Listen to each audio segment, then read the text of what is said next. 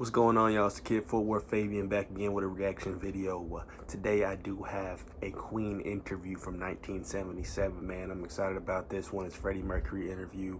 I guess it's from the Reelin in the Years archives. I'm not sure what that is, but I guess a footage spanning 90 years, huh? Production has available for licensing over 20,000 hours of music footage spanning 90 years. There's more than 5,000 hours of in-depth interviews in the 20th century's icons of film and TV. So I guess this is just a excerpt or a portion of the multitude of footage they have, you know, like they said, spanning 90 years, interviewing GOATs, greats from different various backgrounds. So like, comment, subscribe, let me know your comments in the comment section below. Hit the notification bell after you subscribe. Follow me on Instagram and Twitter at @FortWorthFabian. You see it on the screen, man. And let's hop into this video. One.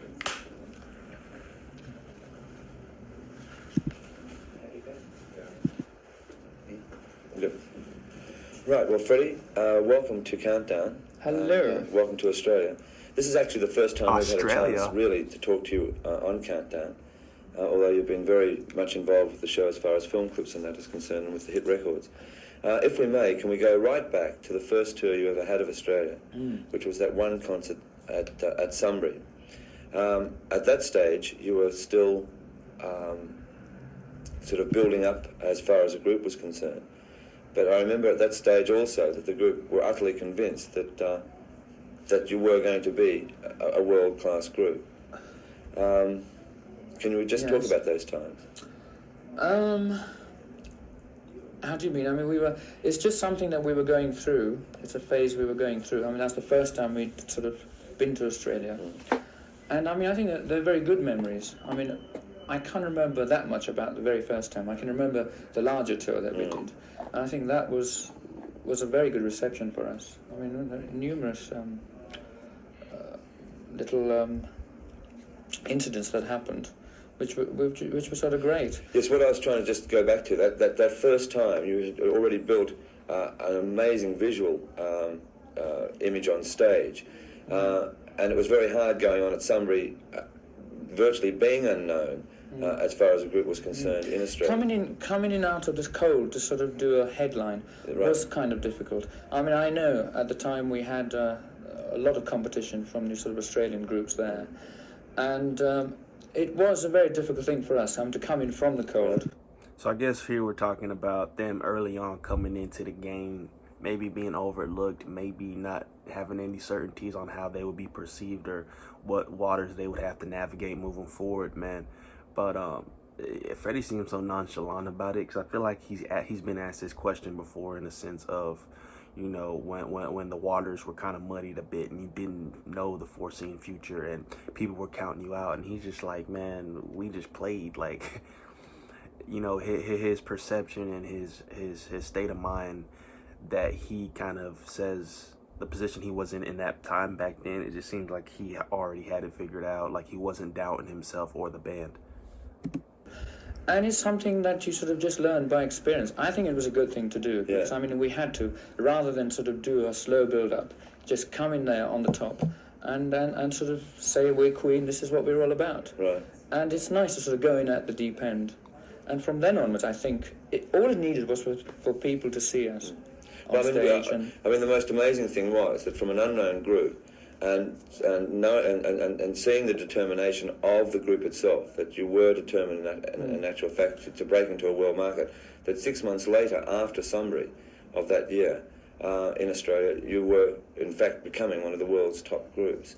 Was it hard before that? I mean, like, prior No, I think our sort of history, if you sort of go back, our sort of climb has been very quick, and I think that's, you know, it's just great. Right. I just think we've the ball sort of started rolling, and then it sort of went so fast during, say, Bohemian Rhapsody time. I think things were moving so fast we couldn't even keep up. Right. I think we've been very lucky, actually. I think we've been our timing has been right, and we've been in the right place at the right time. And say, for example, in America, I mean, we only did one support. I mean, we've only done one support sort of tour in our lives, really. So we have been lucky. Correct me if I'm wrong, but with the first Queen 1 album, you spent a lot of time in a recording studio at that stage because you were in fact backed by a recording company, Yes, studio. we had a production company named Trident, which we don't have anymore. Right. They sort of backed us, yes, and through them we had a recording contract with the EMI. Yes, now, obviously you must have spent more time in the recording studios rather than going out on the road at that stage. Not true. I think it was half and half, really. We did the first album very quickly, really. I mean, it took us about 4 weeks, I think. But it's because we did material that we knew very well. I mean, it was material that we were doing on stage well before. So, I mean, we knew what to do when we went into the studios. This dude don't know what he's saying. It was all sort of what I call very new material, and a lot of it was written in the studios. Well, when did the spectacular stage thing, which you had on the first tour in Australia, when did that start to evolve on stage? I think we had ideas from the very, very early stages. I think it just developed as we got to do more gigs and as we gained experience and things like that. I think there were a lot of ideas that we wanted to try out both on record and on stage. But it's something that you can't do all at once. I mean, you've just got to be in the right sort of stage in your career to do larger things. Like you couldn't start off with a huge entourage of lights because, I mean, we weren't doing bigger venues. So you had to sort of like wait for your turn. But it came pretty quickly, I think. Now, with Queen 1, Queen 2, Killer Queen, you were building up an immense album following with those albums. Then, and also, I mean, you were also breaking into the singles market in quite a big way. But with Bohemian Rhapsody and A Night at the Opera, I mean, that was the absolute breakout. Yeah, well, that really tore the market up. Tore the market up and down, didn't it? I mean, it sort of, it just kind of got us a totally different, it got us to a very different area. They were out of there, is what he was trying to say. Of sort of the public then was so different. I mean, we suddenly realised we were playing to mums and dads, and I mean, like, the people that were coming to see us were totally different. And I think it was a very good thing, because, I mean, it was just gathering a much larger sort of audience, really. Yeah. And it helped enormously. Now, for an act that had been so visual on stage, and I'm still referring to the Bohemian Rhapsody time, suddenly, in that year, came one of the classiest film clips that's probably ever been made. And the fact also that it happened to be associated with a group that had probably one of the classiest stage acts. I think, yes, that was a... I mean, it was a very good period for us, wasn't it? And so I think, gosh, you know, film clips really think work. At that time we were really... things were really falling into place, and I think our sort of ideas were really... really gelling. What is he talking about right here? And I think that film idea was ours as well. So, I mean, I think... Film idea. In terms of thinking of Bohemian Rhapsody as a record concept, I think we thought of it in terms of visuals as well. And I think I sort of, myself, thought of... I could really picture that sort of song in sort of visuals.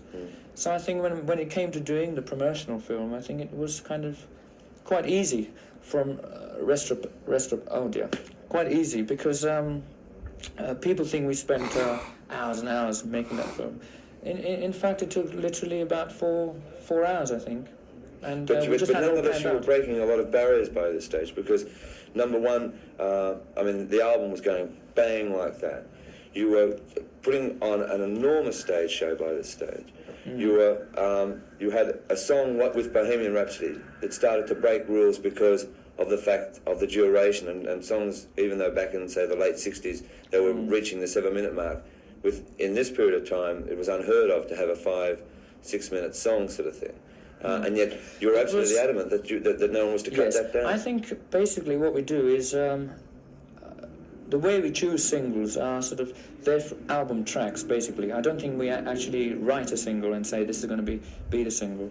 And what we, I think, try and do is try and, with each album, try and work out what is...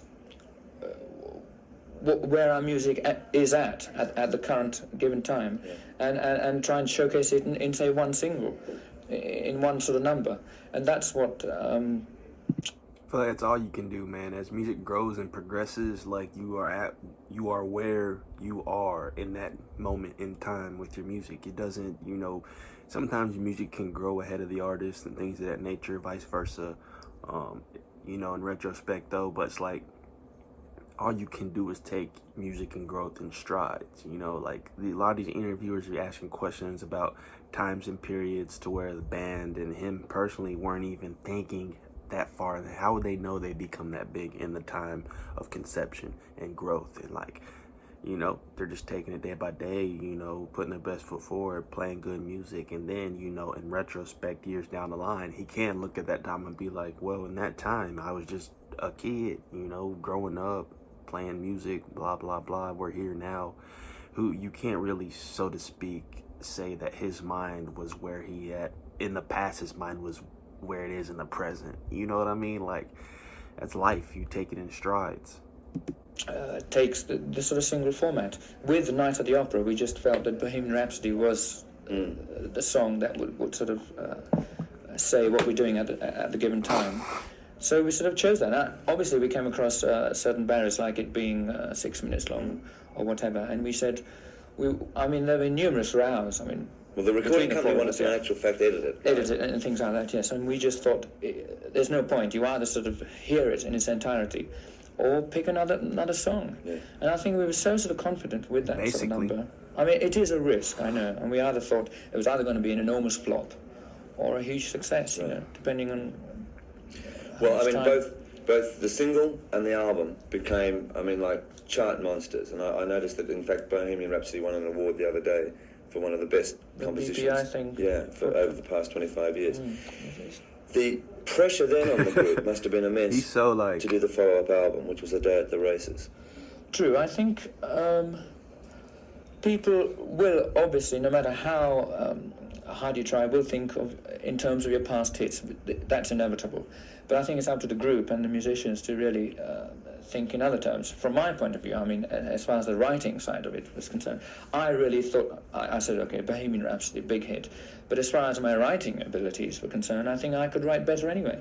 And I just looked at it from that point of view. I just went and wrote, from my estimation, I think a song like Somebody to Love is, in my estimation, a better sort of, from the writing aspect, a better song, you see. But it's very difficult, because obviously people think of sort of songs in terms of hits, obviously. Right. And they will obviously say, well, Somebody's Love was not as good a song because it wasn't as big a hit. But it really depends on how you look at it.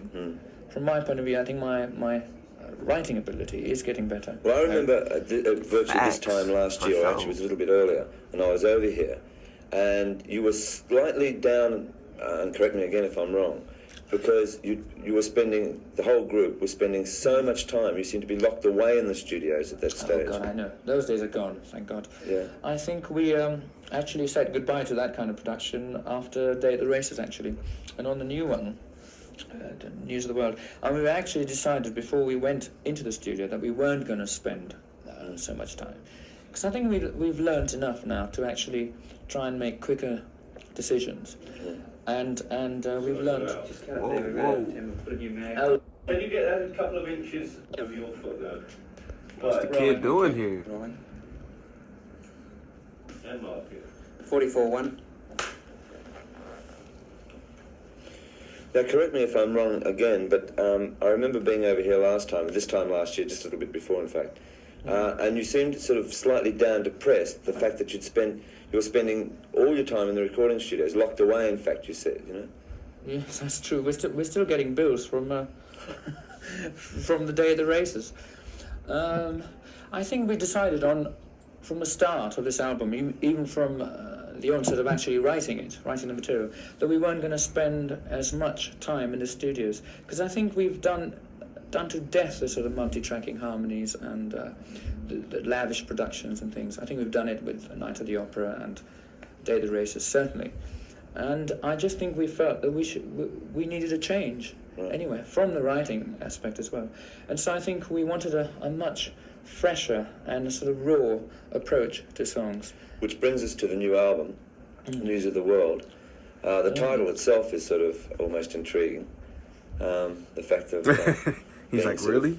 a name from a well-known classy paper. Oh, I didn't know that.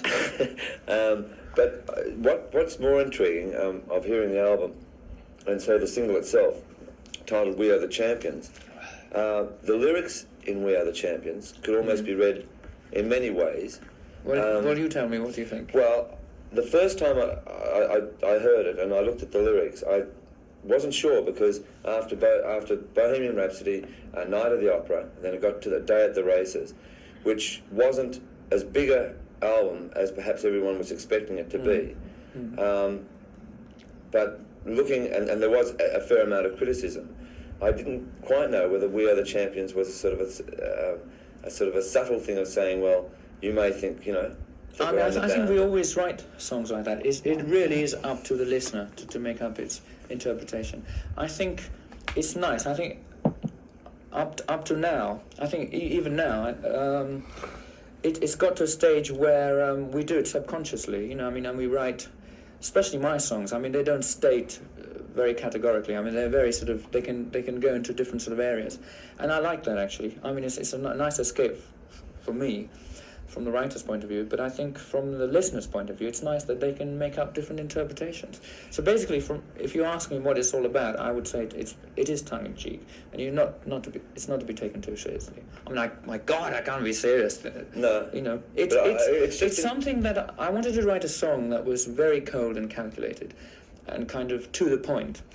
And basically, it was a song of sort of participation. I wanted people to sort of participate. I was looking at it from the sort of the show point of view as well, how we were going to sort of do that. And I just thought, why... I wasn't going to sort of beat around the bush. I thought I'm going to be as blatant as possible. Can I just interrupt there? Yeah. I remember also you saying last year that was sort of like being... You might as well be in a jail the time you were spending in the studios. And I notice here you've said, I've done my sentence but committed no crime. And bad mistakes, I've made a few. Theatrical. That's all very theatrical. Right. And then it keeps going, and then it says, which... It probably makes a lot of people think, I've taken my bows and my curtain calls. You brought me fame and fortune and everything that goes with that. I thank you all. But it's been no bed of roses. Yeah.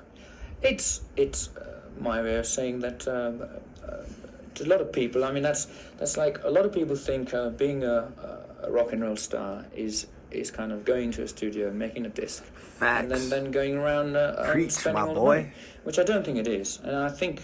Let them know. I know that a lot of people do realise that, but even at the same time, a lot of people don't. They think it's a very easygoing life, and I mean, like, a lot of people still think, when I say, oh, we're going to America for a tour, they think, oh, nice long holiday. And that's just my way of saying that it's not easygoing. I mean, God, I mean, don't for 1 minute think that it's all peaches and cream. There's no bed of roses. I find it intriguing then. It's hard work. That suddenly, I mean, like this album, and I don't know what yourself or John or Roger or Brian were anticipating, but suddenly this album's only been out a day or so. It's already broken into the albums chart in England. It's got rave reviews in America so far of the people who have heard it. The single is just becoming a giant. It's working for us. We're very pleased, actually. Yeah. It's nice. I think it's a very good step for us, because we're moving away from what people thought. I mean, they thought there's going to be another Marx Brothers title. Yeah. There's going to be another very overproduced album, and I think they're in for a shock, because I mean, a lot of it sounds very different, and it's very interesting from our point of view, because I don't. Coming into their own, that's what I'm saying. You know, people have their doubts, but hey, chart toppers, you can't, you know, numbers don't lie, basically. To sort of churn out the same old formula or the successful formula. I mean, I don't particularly want to sort of write a whole load of rhapsodies, you know, and it's very interesting for me to write songs like Get Down, Make Love, which is sort of something that we're not used to doing. So it's interesting from our point of view, and if it comes out okay, it's great, you know, something new. Now, may I ask you a couple of pertinent questions? Oh, what are they? The first one being like one of the world's top groups, and living in a country. Well, I mean, it's true. You're going to ask me about taxis, Scott? No, I'm not. Thank God. Living in London, with the punk rock craze coming along.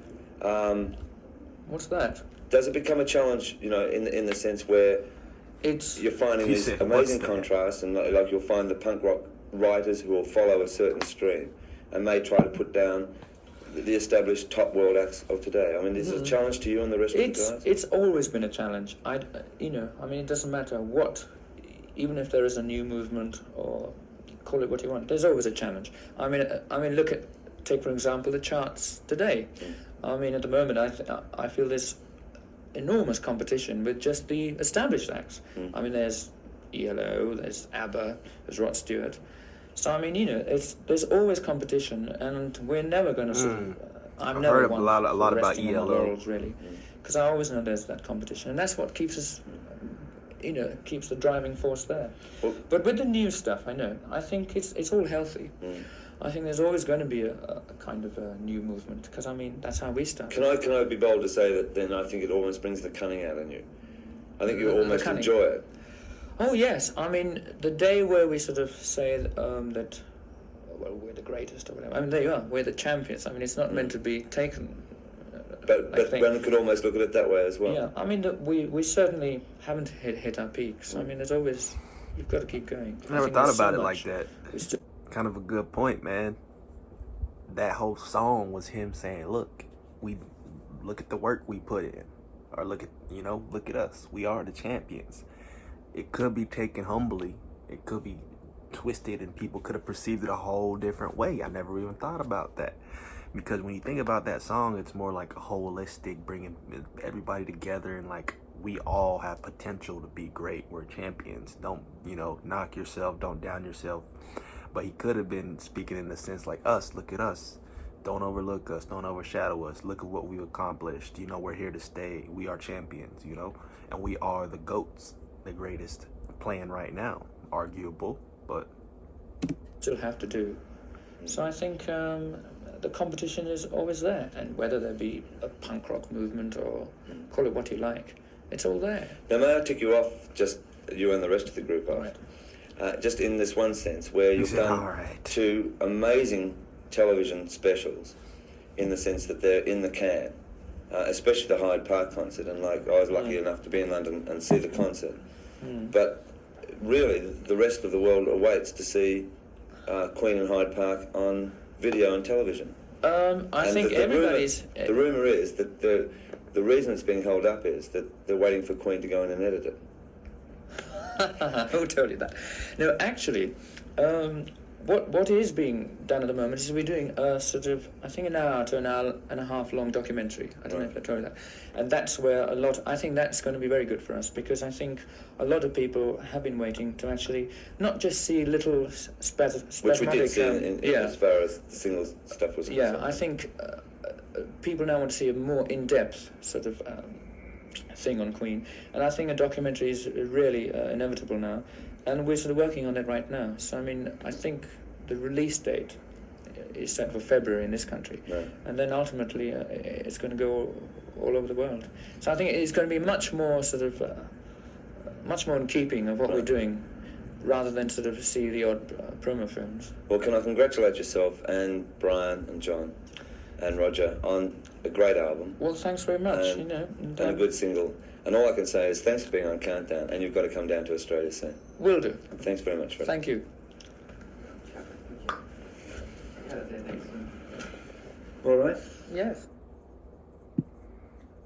Freddie Mercury, Queen interview, 1977, man. I'm pretty sure they said this was Australia. But he said come down to Australia. I think he said, like, come back and see us. Dope, dope, dope. Freddie's always got good points to make. It's awesome seeing him by himself on his own interviewing, but it's great seeing the band all together as well. Awesome points made, and I like to kind of piggyback off those where you saw me pausing here and there. So like, comment, subscribe. Let me know your thoughts in the comment section below. It's just great to watch these, man, and I'm never going to stop watching them, unless I just watch them all. But, more to come in terms of these interviews and documentaries as far as Queen. I know you guys love these. Y'all eat these up. So like I said, like, comment, subscribe, man. Hit the notification bell after you subscribe. Follow me on Instagram and Twitter at Fort Worth Fabian, man. Peace.